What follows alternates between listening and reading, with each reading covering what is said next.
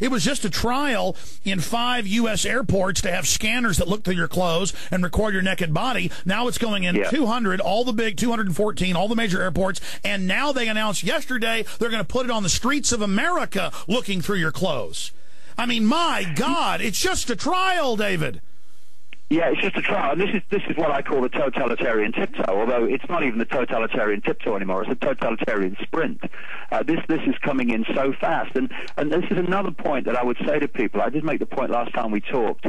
You know, people need to open their minds to the bigger picture of what's behind this too, because when you look at the scale, the interconnected detail of all these different aspects of society and life and emotion and mind, and all of it is being brought into this.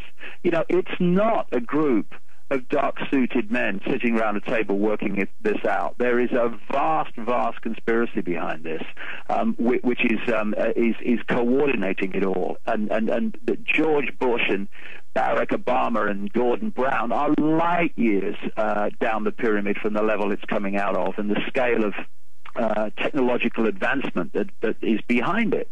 And we need to open our minds to the fact that, you know, this is above governments, and it's above the people we see in the public arena. We've got to get really in the shadows before we're going to ever understand what the force is behind this that plays out through these people but doesn't originate with them. Well, we know the tax-free foundations and congressional hearings have think tanks for every little aspect. Then they have these literal statistical and organizational geniuses who put it all together. But you're right. Then when you look at it, then you find out they're all occultist at the highest level of the pyramid. They're all into blood sacrifice. And we're not making this up, folks. This is mainstream. It comes out here and there. Richard Nixon talked about the homosexual orgies at Bohemian Grove. That's on tape, Harper's Magazine. I mean, there's a level at the top. They believe they are communicating with entities, and that's where me and David. I mean, David's deeper down the rabbit hole. I just go with what I can prove.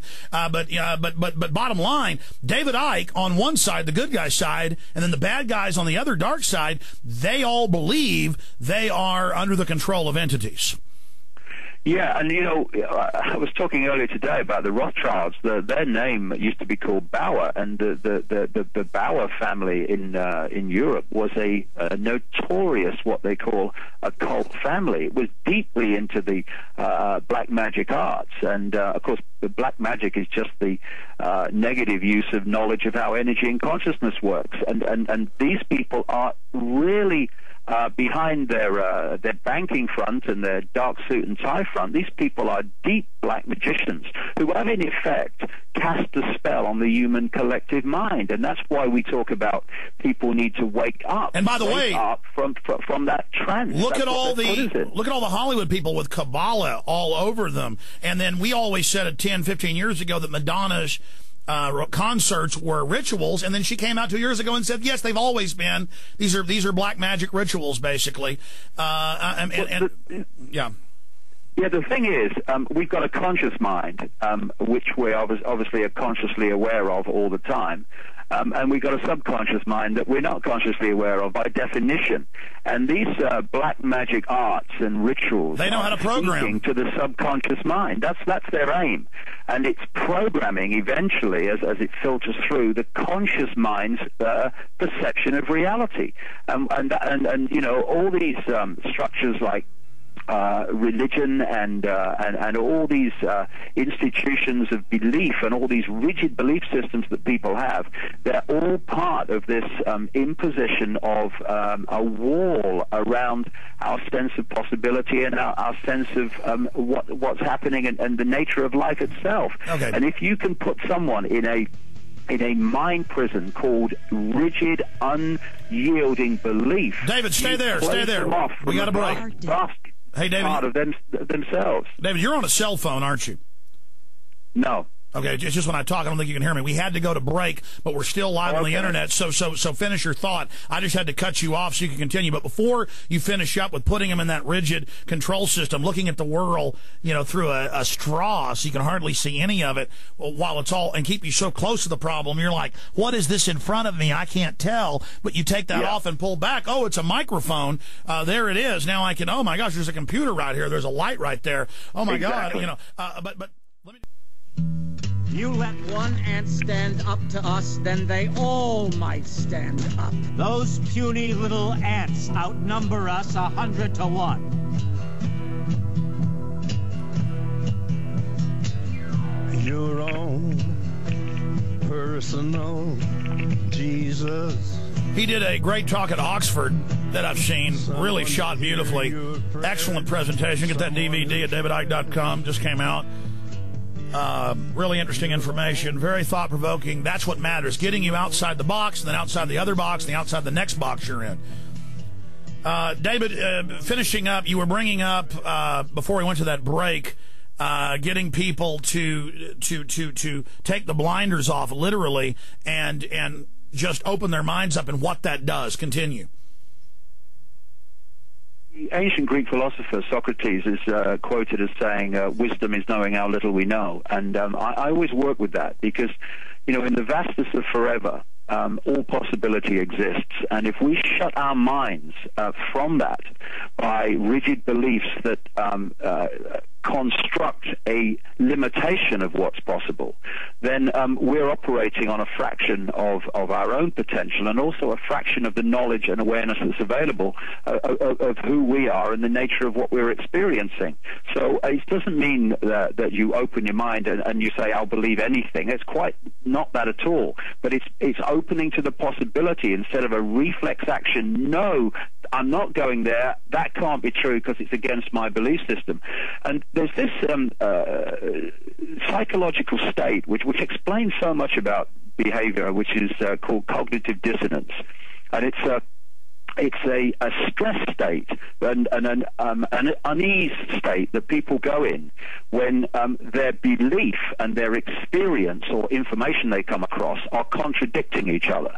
Now, what the few people do is they look at the information and the experience and they say, hold on a second, I've got to have another look at my belief here, because in the light of what I'm experiencing and seeing.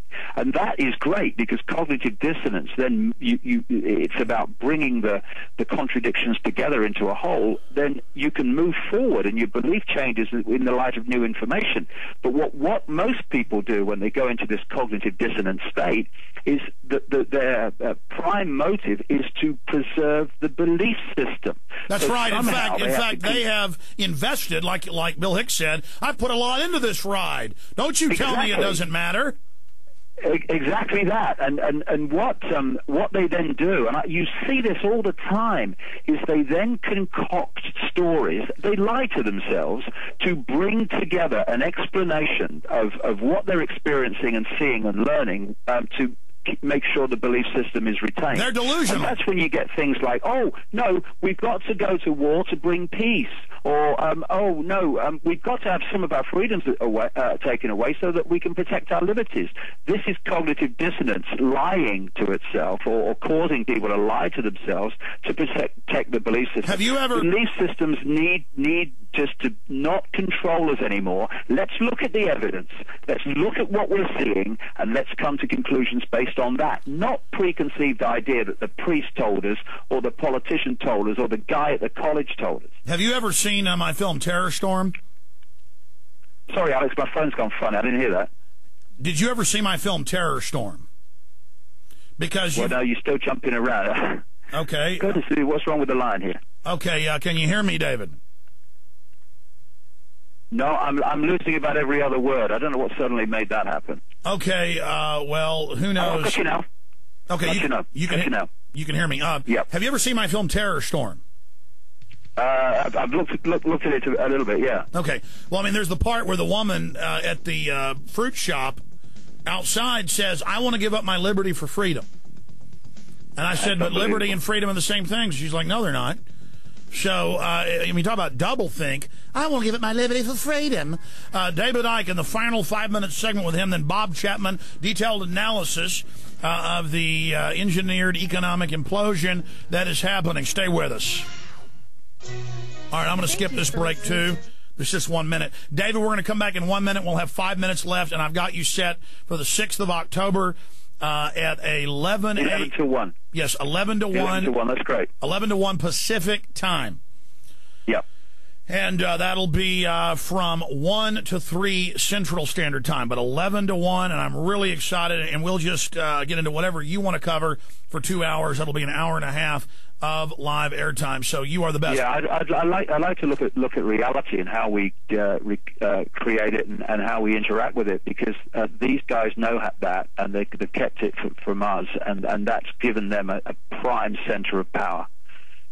Absolutely. We're going to go live in about 30 seconds, and then I'll just let you go so you can hurry on your way at the end of the segment. I won't say bye. I'll say bye now. Thank you for coming on with us, David.